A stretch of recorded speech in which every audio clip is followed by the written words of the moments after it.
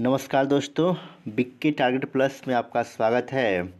आज हम लोग देखेंगे बीपीएससी टीआरई 4.0 के लिए हम लोग देखेंगे हिंदी विषय देखेंगे। और हिंदी विषय में हम यहाँ पर आपको टीजीटी और पीजीटी की तैयारी करा रहे हैं, जिसमें जो है आपको सेट 20 तक जो है हम आपको प्रैक्टिस करा चुके हैं। बहुत ही बेहतरीन ढंग से प्रैक्टिस कराया गया है। और आज की क्लास में हम लोग देखेंगे सेट 21 से हम लोग प्रश्न को हम लोग करने वाले हैं, जिसमें आपको मिलेगा संपूर्ण हिंदी साहित्य से प्रश्न लिया गया है और संपूर्ण हिंदी व्याकरण से यहाँ पर प्रश्न को लिया गया है। और सेट 21 तक जो भी क्वेश्चंस यहाँ लिया गया है वो एनसीईआरटी और एससीईआरटी पर बेस्ड क्वेश्चन है। और यहाँ पर हम जो है ऑप्शन को प्रीवियस क्वेश्चन के साथ जोड़ते हुए आपको डिस्कशन हम करा रहे हैं, इसलिए आप लास्ट तक बने रहेंगे।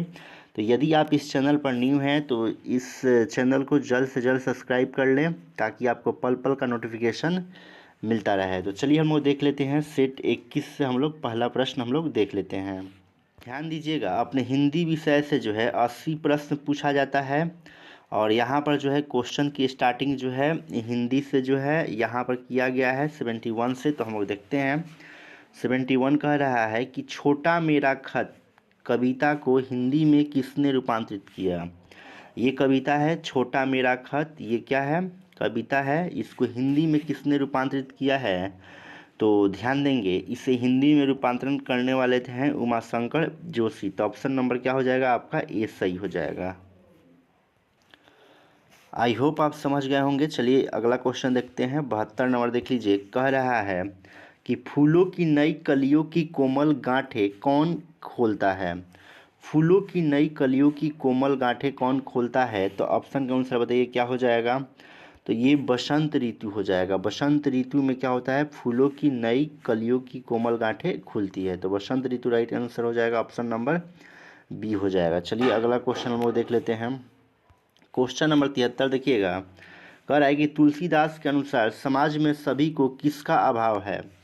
तुलसीदास के अनुसार समाज में सभी को किसका अभाव है, तो ध्यान रखिएगा किसका अभाव है, आजीविका का अभाव है। तो ऑप्शन नंबर क्या हो जाएगा, ए हो जाएगा।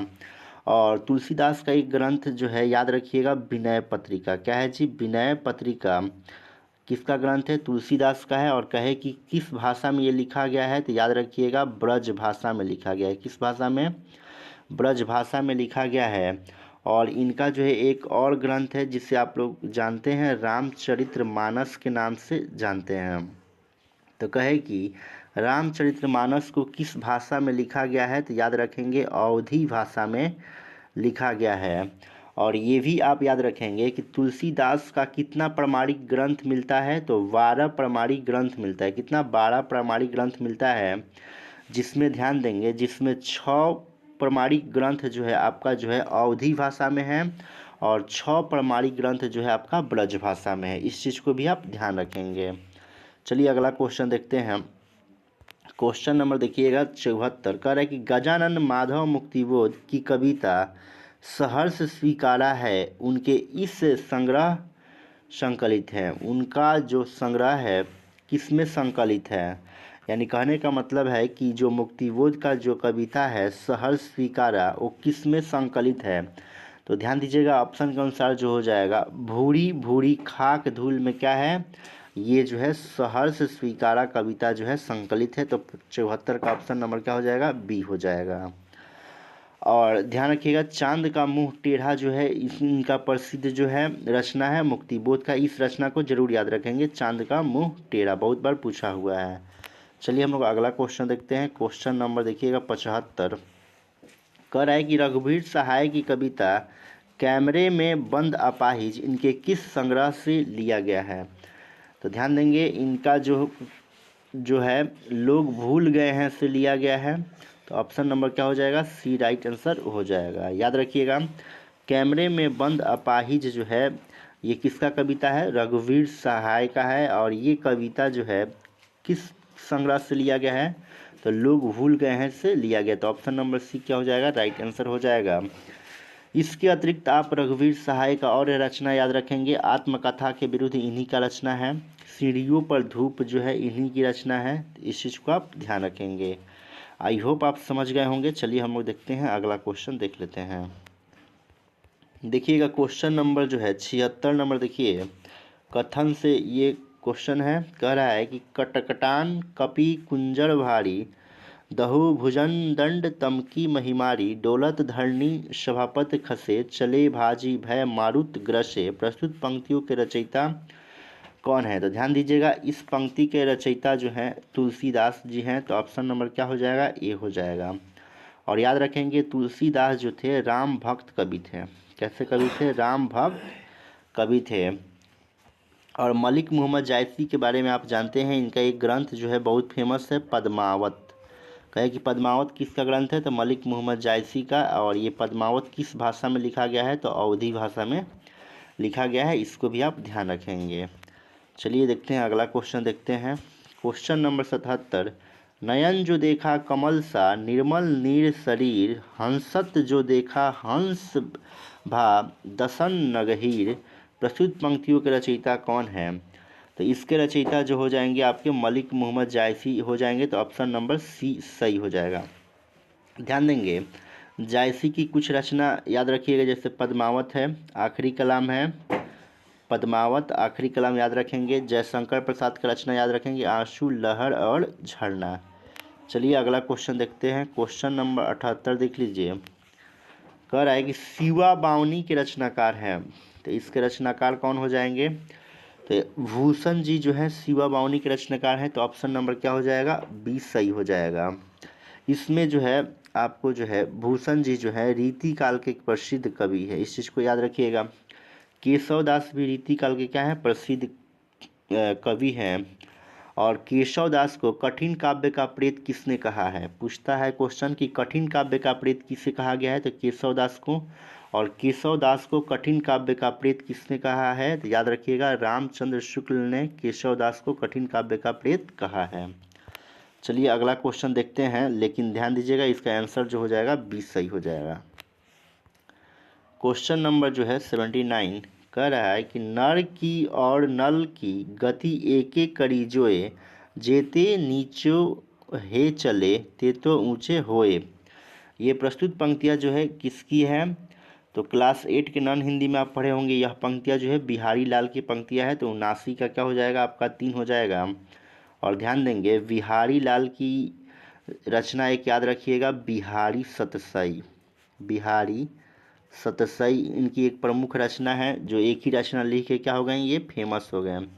और बिहारी किस काल के कवि हैं? तो ये रीति काल के कवि हैं, रीति सिद्ध धारा के कवि हैं। इस चीज़ को भी आप ध्यान रखेंगे। महावीर प्रसाद द्विवेदी ने आदिकाल का क्या नाम दिया था? महावीर प्रसाद द्विवेदी ने आदिकाल का क्या नाम दिया था? तो याद रखेंगे, इन्होंने आदिकाल को बिजवप्पन काल कहा था। आई होप आप समझ गए होंगे। चलिए अगला क्वेश्चन देखते हैं। क्वेश्चन नंबर 80 कह रहा है कि साहित्य को ज्ञान राशि का संचित कोश है। साहित्य को ज्ञान राशि का संचित कोश है किसने कहा? तो ये कथन जो है आपका महावीर प्रसाद द्विवेदी जी का है। तो ऑप्शन नंबर 80 का क्या हो जाएगा? सी हो जाएगा। और याद रखिएगा, महावीर प्रसाद द्विवेदी ने आदिकाल को क्या बोला है? तो बिजवप्पन काल बोला है। इस चीज़ को आप ध्यान रखेंगे। भारतेंदु हरिश्चंद्र की एक पत्रिका याद रखेंगे, बाला बोधनी। क्या याद रखेंगे? बाला बोधनी, जो महिलाओं से क्या है? ये पत्रिका संबंधित है। इनकी एक और पत्रिका है कवि वचन सुधा। कवि वचन सुधा के संपादक भी ये रहते हैं। तो इतना चीज़ आपको क्या करना है? ध्यान रखना है। आई होप आप समझ गए होंगे। चलिए अगला क्वेश्चन देखते हैं। देखिएगा क्वेश्चन नंबर जो है 81 नंबर देख लीजिए। 81 कह रहा है कि हिंदी कविता को छंदों की परिधि से मुक्त कराने वाले थे।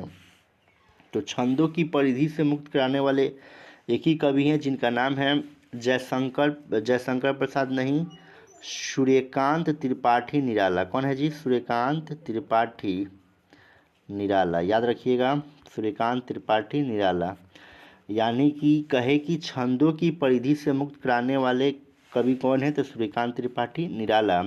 इन्हें मुक्तक छंद का प्रमुख कवि बोला जाता है, सूर्यकांत त्रिपाठी निराला को। तो ये 81 का जो आपका आंसर हो जाएगा ऑप्शन नंबर ई, उपयुक्त में से कोई नहीं हो जाएगा। और आप ये भी याद रखेंगे कि ये जो है इन्हीं के समय में मुक्तक छंद का सबसे पहला प्रयोग जो हुआ था शुरू हुआ था निराला जी के समय में। और याद रखिएगा महादेवी वर्मा को यामा रचना पर कौन सा पुरस्कार मिलता है? ज्ञानपीठ पुरस्कार मिलता है। चलिए अगला क्वेश्चन देख लेते हैं। क्वेश्चन नंबर देखिएगा 82। तितली जो है किसकी रचना है? तो तितली जो है सबसे पहले जान लीजिए कि उपन्यास है। किसका उपन्यास है? तो जयशंकर प्रसाद का ये उपन्यास है। तो ऑप्शन नंबर क्या हो जाएगा? ए हो जाएगा। यह तितली उपन्यास जो है सामाजिक पृष्ठभूमि पर लिखा गया क्या है? उपन्यास है। और इनका अधूरा उपन्यास पूछा जाए जयशंकर प्रसाद का, तो याद रखिएगा इरावती जो है इनका क्या है? अधूरा उपन्यास है, पूछा जा सकता है आपसे। अगर कहता है कि कविता की परख किसकी रचना है?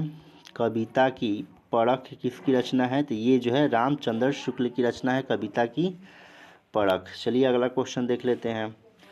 क्वेश्चन नंबर जो है 83। अतीत के चलचित्र के रचयिता हैं, तो इसके रचयिता जो हो जाएंगे महादेवी वर्मा हो जाएंगे। तो ऑप्शन नंबर क्या हो जाएगा? सी हो जाएगा। और आपको पता भी है कि इन्हें महादेवी वर्मा को क्या बोला गया है? आधुनिक युग की मीरा। क्वेश्चन कहता है कि आधुनिक युग की मीरा किसे कहा गया है? तो याद रखेंगे ये बोला गया है महादेवी वर्मा को बोला गया है। और आप जान भी गए हैं कि यामा रचना पर जो है इन्हें क्या मिलता है? ज्ञानपीठ पुरस्कार मिलता है। किसको? महादेवी वर्मा को। चलिए अगला क्वेश्चन देखते हैं। क्वेश्चन नंबर 84 थोड़ा देखिएगा। 84 नंबर कह रहा है कि असंगत बताइए। असंगत का मतलब जो गलत होगा वहीं आपका आंसर सही होगा। तो यहाँ पर देखिएगा जो यहाँ पर मरवाड़ी है ये इंदौर से नहीं लगती है, तो अब यही गलत है। तो जो गलत होगा वही ना सही होगा। तो ऑप्शन नंबर ए क्या हो जाएगा आपका? सही हो जाएगा। याद रखिएगा आप कि जो मरवाड़ी बोली है वो कहाँ बोली जाती है? तो याद रखेंगे ये बोली जो है राजस्थान के जोधपुर बीकानेर में बोली जाती है। तो ये इंदौर दिया था तो गलत हो गया। मेवाती कहाँ? तो मेवात में। जयपुरी कहाँ? तो अजमेर में। मालवी कहाँ? तो रतलाम में बोली जाती है। तो आपका जो गलत था ऑप्शन नंबर ए, तो वहीं क्या हो जाएगा? आंसर हो जाएगा। चलिए अगला क्वेश्चन देखते हैं। क्वेश्चन नंबर जो है आपका जो हो जाएगा 85 नंबर का है कि चिंतामणि के रचयिता हैं। तो चिंतामणि के जो रचयिता हो जाएंगे, चिंतामणि क्या है? निबंध है। ये रामचंद्र शुक्ल का क्या है? निबंध है। तो ऑप्शन नंबर सी हो जाएगा। और याद रखिएगा जो चिंतामणि है ये कितने भागों में है? तो ये जो है 4 भागों में है। चिंतामणि भाग 1 है, चिंतामणि भाग क्या है? 2 है, और चिंतामणि भाग 3, चिंतामणि भाग 4 है। ये 4 भागों में क्या है? विभाजित है। और किसका है? तो रामचंद्र शुक्ल का है। इस चीज़ को आप ध्यान रखेंगे। चलिए अगला क्वेश्चन देखते हैं। क्वेश्चन नंबर देखिएगा आप 86 नंबर देख लीजिए। 86 कह रहा है कि खड़ी बोली का अर्थ टकसाली। खड़ी बोली का अर्थ टकसाली अर्थात स्टैंडर्ड भाषा है। खड़ी बोली के संदर्भ में उपयुक्त कथन किसका है? तो उपरोक्त कथन जो आपका हो जाएगा ये कथन किसका है? तो ये जो है विश्वनाथ प्रसाद का है। तो ऑप्शन नंबर बी जो होगा राइट आंसर हो जाएगा। खड़ी बोली का अर्थ क्या है? टकसाली है। इसी को कहते हैं स्टैंडर्ड भाषा।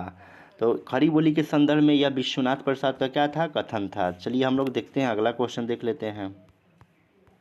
अब देखिएगा क्वेश्चन नंबर जो है 87 नंबर देख लीजिए। ये भी जो है क्लास 8 के बुक से उठाया गया है।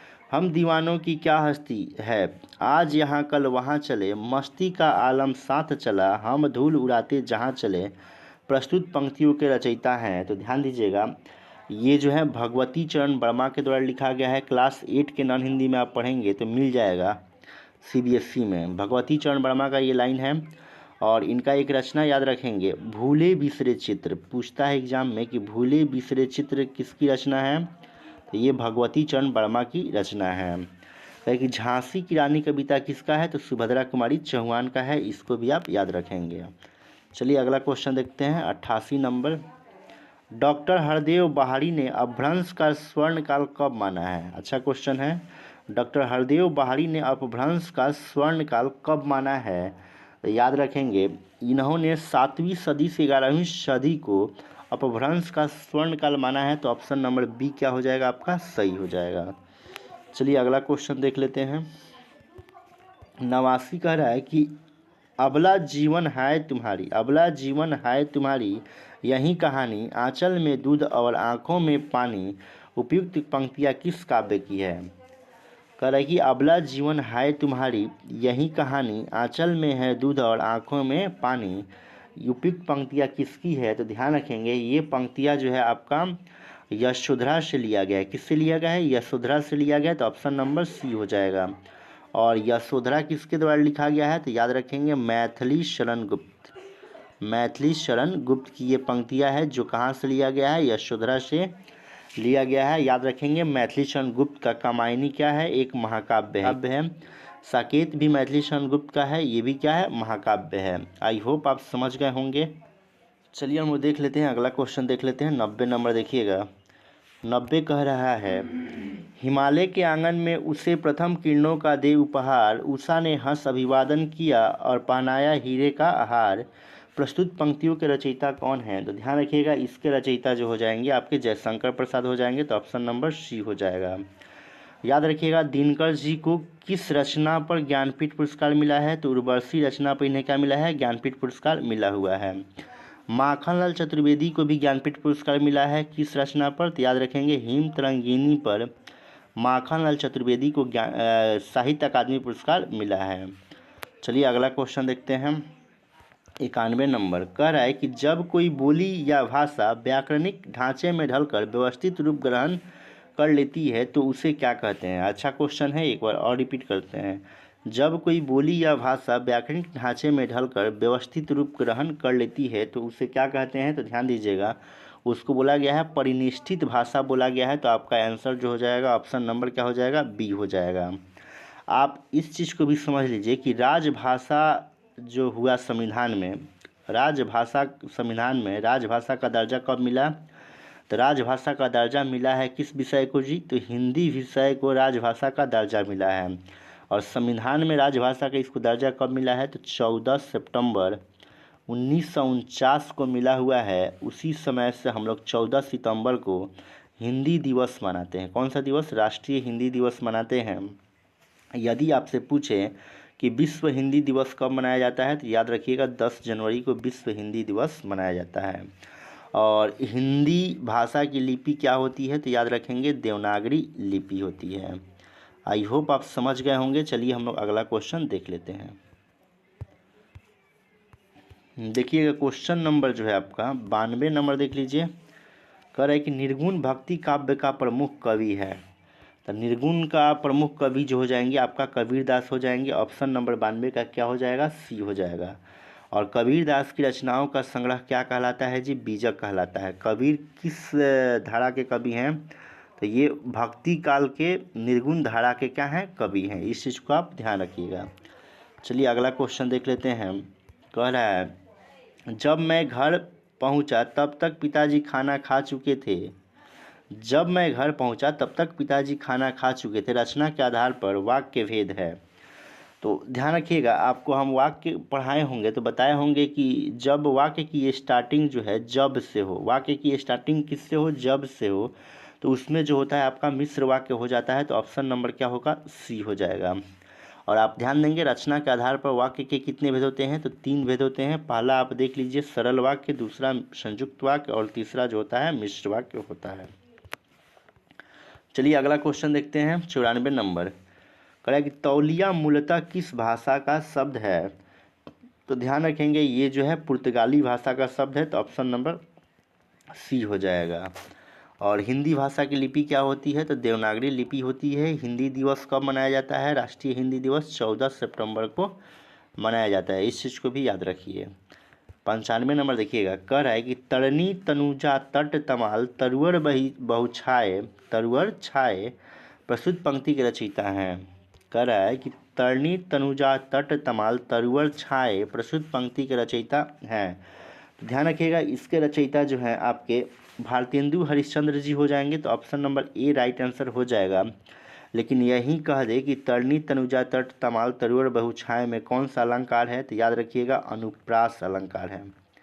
इसमें अलंकार की बात करता तो अनुप्रास अलंकार हो जाता, क्योंकि किस वर्ण की आवृत्ति बार बार है, तो वर्ण की आवृत्ति जो है बार बार है। चलिए हम लोग अगला क्वेश्चन देखते हैं। 96 नंबर देखिएगा। कह रहा है कि बुंदेलो हड़बोलो के मुँह हमने सुनी कहानी थी, खूब लड़ी मर्दानी वह तो झांसी वाली रानी थी। इन पंक्तियों के रचयिता हैं, तो इस पंक्ति के रचयिता जो हैं सुभद्रा कुमारी चौहान जी हैं। तो ऑप्शन नंबर क्या हो जाएगा? सी हो जाएगा। ये भी देखिएगा क्लास 8 के किसलय बुक में देखिएगा तो आपको ये पंक्ति जो हो मिल जाएगी, सुभद्रा कुमारी चौहान की मिल जाएगी। याद रखिएगा मैथिली शरण गुप्त को राष्ट्रकवि की उपाधि किसने दिया था? कहे कि मैथिली शरण गुप्त को राष्ट्रकवि की उपाधि किसने दिया था? तो याद रखेंगे महात्मा गांधी ने मैथिली शरण गुप्त को राष्ट्रकवि की उपाधि दिया था। कहे कि इनका एक खंड काव्य का नाम बता दीजिए, तो पंचवटी जो है मैथिली शरण गुप्त का क्या है? खंड काव्य है। इनका एक महाकाव्य याद रखिएगा कामायनी जो है इन्हीं का क्या है? महाकाव्य है। सॉरी ध्यान दीजिएगा कामायनी जो है ये जो है जयशंकर प्रसाद का है। किसका है? जयशंकर प्रसाद का कामायनी है। इनका जो महाकाव्य है इनका जो हो जाएगा आपका साकेत हो जाएगा, यशोधरा हो जाएगा मैथिली शरण गुप्त का। आई होप आप समझ गए हैं। चलिए देखिएगा क्वेश्चन नंबर 97 देख लीजिए। कह रहा है कि संज्ञा अथवा सर्वनाम के जिस रूप से उसका संबंध वाक्य के किसी दूसरे शब्द के साथ प्रकाशित होता है उसे क्या कहते हैं? तो जब भी जो है संज्ञा अथवा सर्वनाम का संबंध जो है किसी दूसरे शब्द के साथ संबंध हो उसका, तो उसको हम लोग बोलते हैं कारक बोलते हैं। तो ऑप्शन नंबर क्या हो जाएगा? बी हो जाएगा। और याद रखेंगे कारक के जो कितने भेद होते हैं? 8 भेद होते हैं। इस चीज़ को भी आप ध्यान रखेंगे। चलिए हम लोग देखते हैं अगला क्वेश्चन देख लेते हैं। 98 नंबर कह रहा है कि रांगड़ी बोली कहाँ बोली जाती है? तो याद रखिएगा ये बोली जो है हरियाणा में बोली जाती है। तो ऑप्शन नंबर क्या हो जाएगा? ए सही हो जाएगा। चलिए अगला क्वेश्चन देखते हैं। 99 भूषण की कविता का प्रधान स्वर कौन सा है? तो इनके कविता का प्रधान स्वर जो है प्रशस्ति परक है। तो ऑप्शन नंबर क्या हो जाएगा? बी हो जाएगा। आप नाम सुने होंगे हरिशंकर परसाई का। किसका नाम? हरिशंकर परसाई का नाम सुने होंगे। व्यंग लिखते हैं, क्या लिखते हैं जी? व्यंग्यकार हैं। हरिशंकर परसाई जो हैं व्यंग्यकार हैं। तो इस चीज़ को भी आप ध्यान रखेंगे।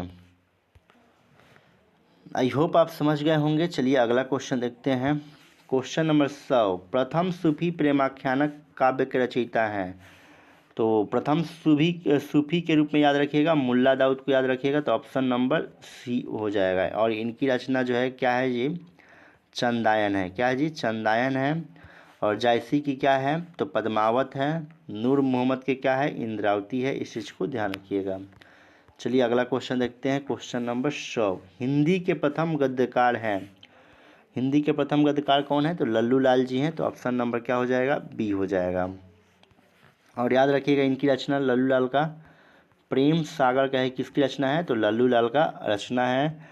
भारतेंदु हरिश्चंद्र का पत्रिका याद रखेंगे बाला बोधनी। और कवि वचन सुधा किसका है? भारतेंदु हरिश्चंद्र का है। आई होप आप समझ गए होंगे। चलिए अगला क्वेश्चन देखते हैं। देखिएगा क्वेश्चन नंबर 102 नंबर देख लीजिए। अच्छा क्वेश्चन है। 102 का है कि हिंदी का पाणिनि किसे कहा जाता है? हिंदी का पाणिनि किसे कहा जाता है? तो आप याद रखेंगे किशोरी दास वाजपेयी को हिंदी का पाणिनि बोला गया है। चलिए अगला क्वेश्चन देखते हैं। क्वेश्चन नंबर 103 इस बोली में कर्ता कारक की विभक्ति का प्रयोग नहीं होता। इस नहीं किस बोली में कर्ता कारक की विभक्ति का प्रयोग नहीं होता है?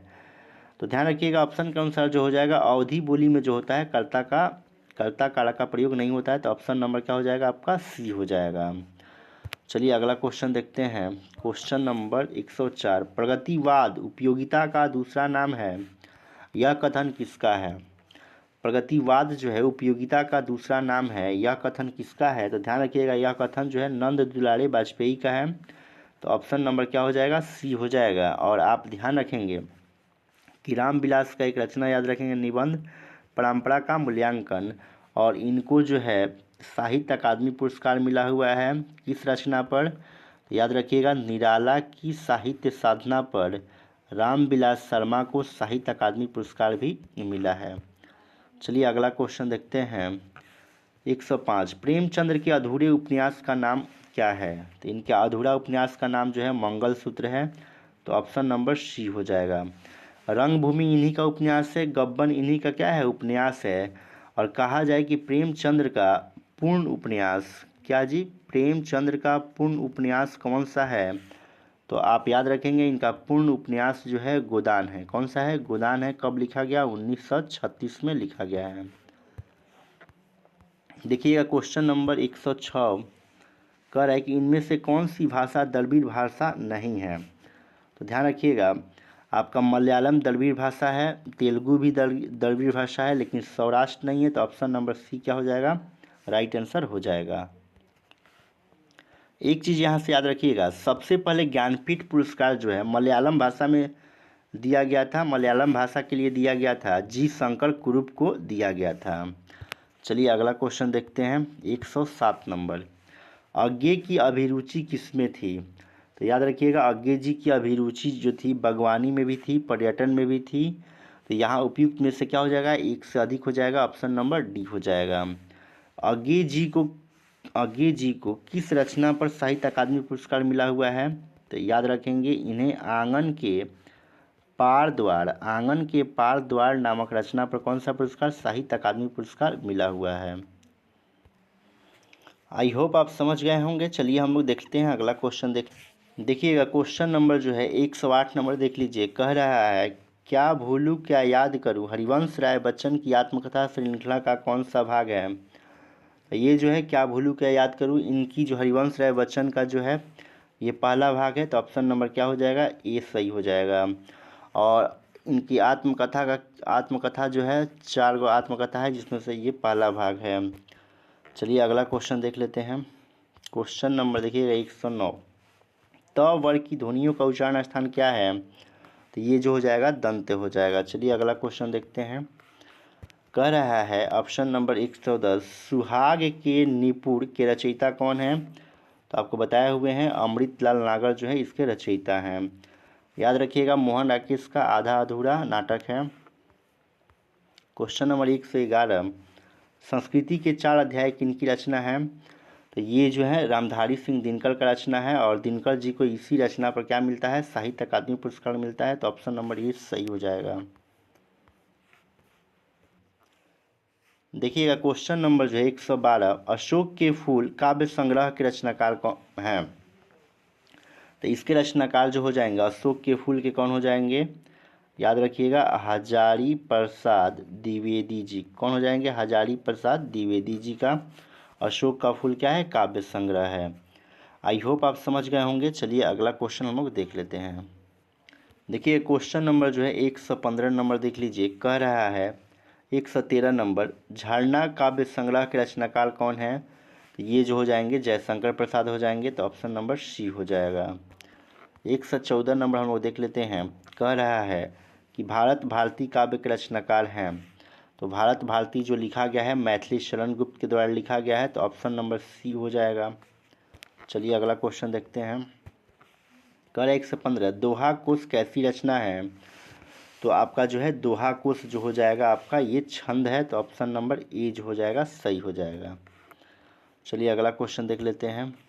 116 का है कि प्रेम सागर के रचनाकार कौन है? तो इसके रचनाकार जो है लल्लू लाल हो जाएंगे। ऑप्शन नंबर सी हो जाएंगे। और आप याद यहाँ से रखेंगे कि उस्मान का कौन सा रचना है? तो उस्मान का चित्रावली हो जाएगा। सदल मिश्र का नासिक के तो पख्यान हो जाएगा। अगला क्वेश्चन देखते हैं 117 नंबर, पंच परमेश्वर कहानी है ये कब प्रकाशित होती है? तो याद रखेंगे ये जो है 1916 में प्रकाशित होती है। और पंच परमेश्वर किसकी कहानी है? तब प्रेमचंद्र जी की कहानी है। क्वेश्चन नंबर देखिएगा 118, तुमरी के शब्द के लिए साहित्य अकादमी पुरस्कार किस रचनाकार को दिया गया है? किसके लिए? तुमरी के शब्द के लिए साहित्य अकादमी पुरस्कार किस रचनाकार को दिया गया है? तो याद रखेंगे ये जो पुरस्कार है बद्री नारायण चौधरी प्रेमघन को दिया गया है। तो ऑप्शन नंबर सी। अब देखिएगा अमरकांत का एक कहानी है, याद रखिएगा बहादुर जो है इनका कहानी है, क्लास 10th में आप पढ़े होंगे। जिंदगी और जोंक जो है इन्हीं की रचना है। आई होप आप समझ गए होंगे। चलिए अगला क्वेश्चन देख लेते हैं। देखिएगा क्वेश्चन नंबर जो है 119 नंबर, करेगी हार की जीत कहानी के कहानीकार हैं। तो आप क्लास 7 के किस लय में पढ़े होंगे? तो ये मिला होगा हार की जीत, ये सुदर्शन का है। तो ऑप्शन नंबर 119 का ए हो जाएगा। चलिए अगला क्वेश्चन देख लेते हैं। 120, रानी केतकी की कहानी के रचयिता कौन हो जाएंगे? तो ये जो हो जाएंगे इंसा अल्लाह खां। कौन हो जाएंगे? इंसा अल्लाह खां हो जाएंगे, इंसा अल्लाह खां। जो ऑप्शन में नहीं दिया है तो ऑप्शन नंबर ई सही हो जाएगा 120 का। चलिए अगला क्वेश्चन देखते हैं।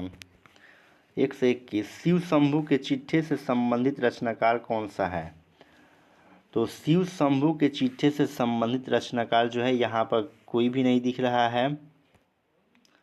इसके रचनाकार जो है शिव शंभू के चिट्ठे के कौन है? बाल मुकुंद गुप्त हैं। कौन है जी? है बाल मुकुंद गुप्त हैं। तो ऑप्शन में नहीं दिया है तो उपयुक्त में से एक से अधिक हो जाएगा, ऑप्शन नंबर ई हो जाएगा। चलिए अगला क्वेश्चन देखते हैं। कह रहा है 122 में पंचवटी में कौन सा समास है? तो या इसमें जो होगा द्विगु समास हो जाएगा। याद रखेंगे समास के 6 भेद होते हैं। चलिए अगला क्वेश्चन देखते हैं। क्वेश्चन नंबर 123 रसिक प्रिया के रचयिता कौन है? तो ऑप्शन में नहीं दिया है। यहाँ से याद रखेंगे रसिक प्रिया के जो हैं केशव दास हैं। कौन है जी? केशव दास हैं। तो ऑप्शन नंबर क्या हो जाएगा? उपयुक्त में से कोई नहीं, ऑप्शन नंबर ई हो जाएगा। चलिए अगला क्वेश्चन देख लीजिए 124 करेगी कुटज के रचयिता हैं। तो कुटज जो है हजारी प्रसाद द्विवेदी जी का रचना है। तो ऑप्शन नंबर क्या हो जाएगा? बी हो जाएगा। आप याद रखिएगा यहाँ से हजारी प्रसाद द्विवेदी का रचना अशोक का फूल इन्हीं का है, शीर्ष का फूल इन्हीं का है, कल्पलता इन्हीं का है, कुटज रचना इन्हीं का है, आलोक पर्व इन्हीं की रचना है, हजारी प्रसाद द्विवेदी का है। हिंदी साहित्य का आदिकाल किसका ग्रंथ है? तो हजारी प्रसाद द्विवेदी का है। हजारी प्रसाद द्विवेदी ने आदिकाल का नाम क्या दिया था? तो इन्होंने आदिकाल का नाम आदिकाल ही दिया था। आई होप आप समझ गए होंगे। चलिए अगला क्वेश्चन हम लोग देख लेते हैं। देखिएगा क्वेश्चन नंबर जो है 125 देख लीजिए, रिपीट कर रहा है। आंसू काव्य के रचनाकार कौन है? तो आपको बताए थे जयशंकर प्रसाद जो है लिखे हुए हैं आंसू, आंसू लिखे हुए हैं, लहर लिखे हुए हैं, झरना लिखे हुए हैं। ये कविता किसका है? तीनों तो जयशंकर प्रसाद का है। चलिए अगला क्वेश्चन देख लीजिए। क्वेश्चन नंबर जो है 126 कह रहा है कि 2013 में मिलजुल मन उपन्यास के लिए साहित्य अकादमी पुरस्कार किसे दिया गया है?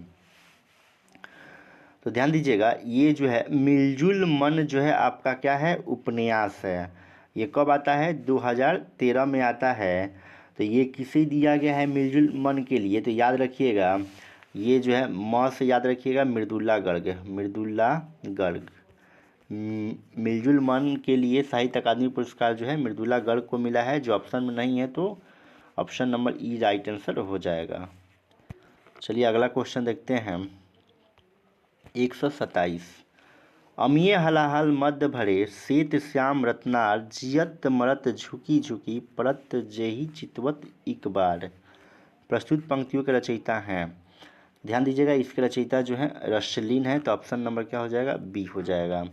ये आलम और बिहारी जो है रीतिकाल के कवि हैं। चलिए 128 नंबर देखते हैं। कह रहा है कि नीचे दी गई रचनाएं किस कवि की है?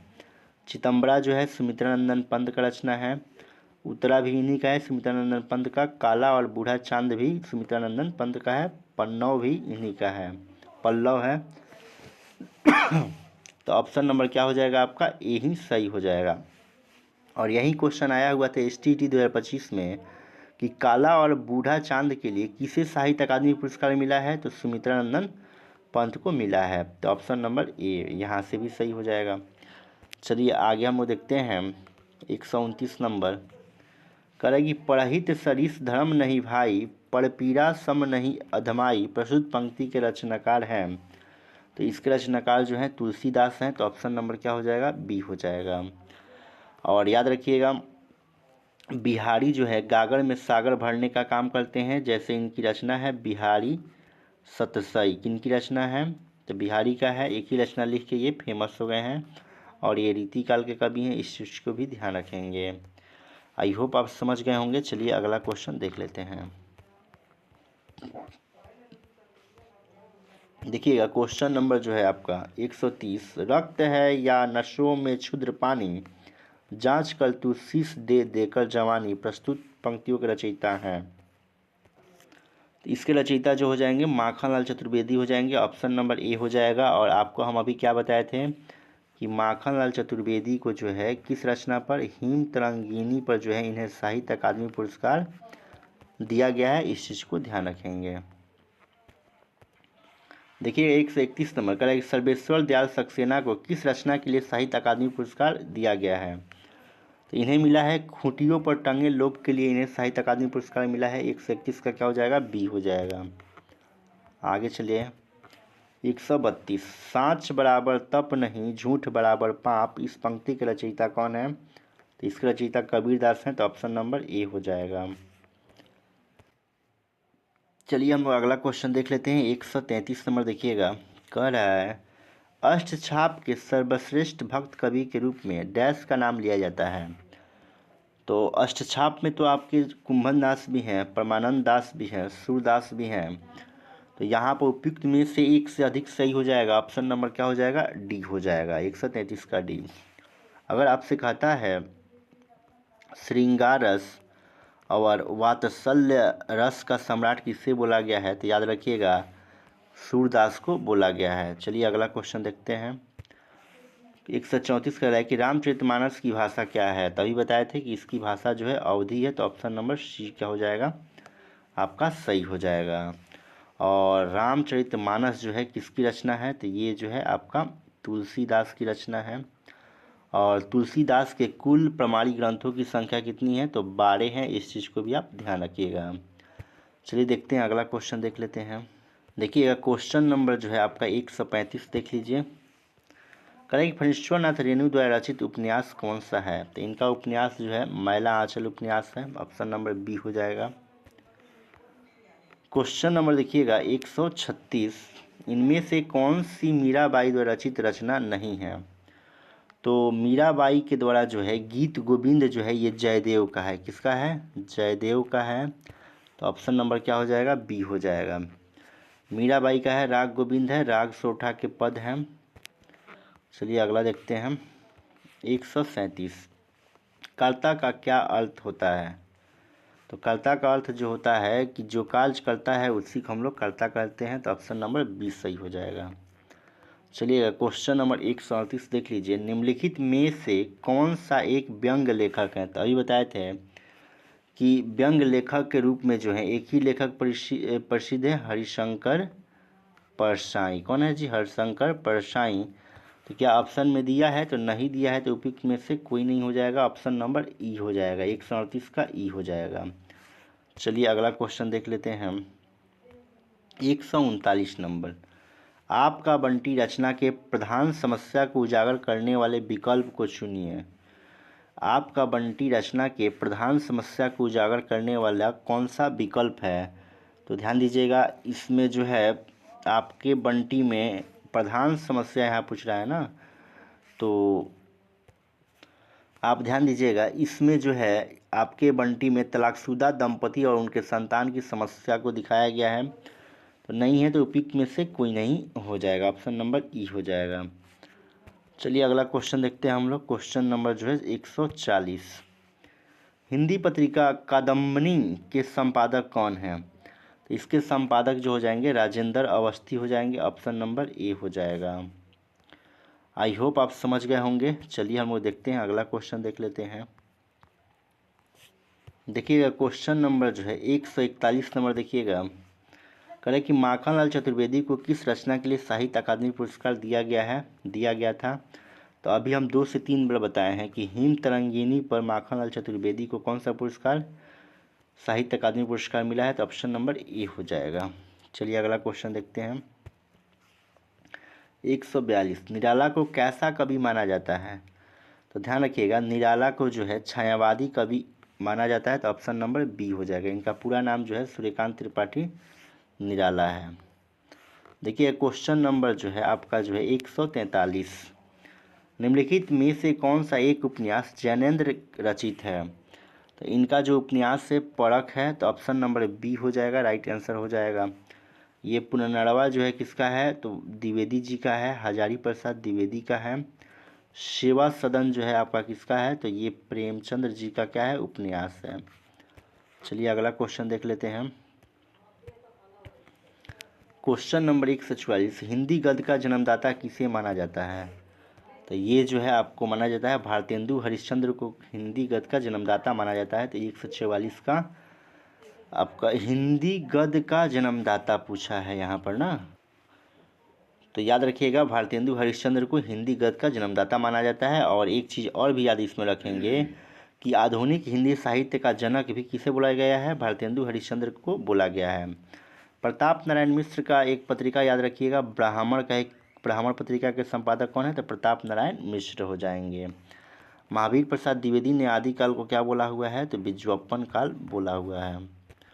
चलिए अगला क्वेश्चन देख लीजिए, क्वेश्चन नंबर 145। अयोध्या सिंह उपाध्याय हरिऔध जी की प्रसिद्ध रचना कौन सी है, तो इनकी प्रसिद्ध रचना जो है प्रिय प्रवास है। तो ऑप्शन नंबर क्या हो जाएगा, बी हो जाएगा।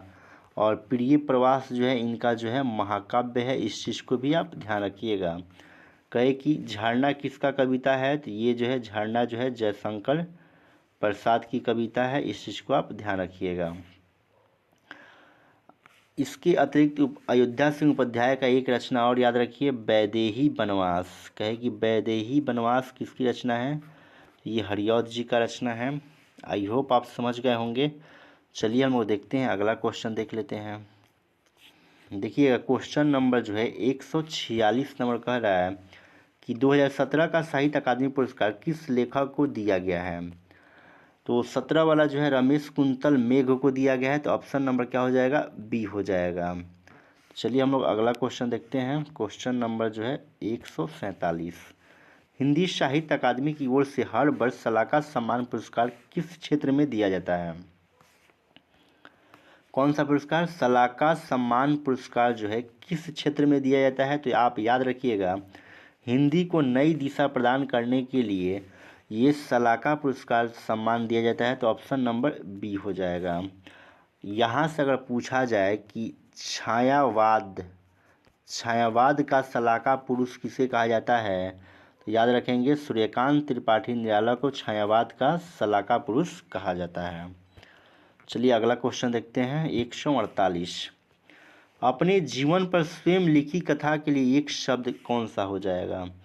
तो जो अपने जीवन पर कथा लिखा जाता है उसको हम लोग बोलते हैं, क्या बोलते हैं, आत्मकथा कहते हैं। तो 148 के बताइए कौन सा ऑप्शन हो जाएगा, तो ये जो हो जाएगा उपयुक्त में से कोई नहीं, ऑप्शन नंबर क्या हो जाएगा, ई हो जाएगा। चलिए हम लोग अगला क्वेश्चन देखते हैं, क्वेश्चन नंबर देखिएगा 148 कह रहा है कि शिक्षक ने पाठ पढ़ाया, इस वाक्य में किस कारक का प्रयोग है। तो यहाँ पर ने किसका चिन्ह होता है, तो कर्ता कारक का चिन्ह ने होता है। तो ऑप्शन नंबर बी हो जाएगा। और याद रखिएगा कारक के कितने भेद होते हैं, तो 8 भेद होते हैं। कर्ण कारक का चिन्ह क्या होता है, से होता है। कर्म कारक का को होता है। कर्ता कारक का ने होता है। चलिए अगला क्वेश्चन देखते हैं, क्वेश्चन नंबर देखिएगा 150 और आज का अंतिम क्वेश्चन होगा। महाभोज रचना की प्रधान समस्या को उजागर करने वाले विकल्प को चुनिए। महाभोज रचना की प्रधान समस्या कौन सी है उसको चुनना है। तो इसमें महाभोज में जो है राजनीतिक समस्या को दिखाया गया है। तो ऑप्शन नंबर क्या हो जाएगा आपका, सी राइट आंसर हो जाएगा। और ध्यान रखिएगा महाभोज जो है ये किसकी रचना है, तो याद रखेंगे ये जो है मन्नू भंडारी की रचना है महाभोज। और मन्नू भंडारी की रचना याद रखेंगे आपका बंटी जो है किसका रचना है, मन्नू भंडारी का ही रचना है आपका बंटी। आई होप आप समझ गए होंगे। तो आज के लिए इतना ही। आप कमेंट सेक्शन में ज़रूर बताइए कि आपको ये वीडियो कैसा लगा। अगर अच्छा लगा तो एक लाइक का बटन तो बनता ही है, और इसे अपने सारे दोस्तों के पास शेयर कर दीजिए ताकि उन्हें भी इस वीडियो का लाभ मिल सके। चलिए मिलते हैं ऐसे ही वीडियो में, तब तक के लिए धन्यवाद।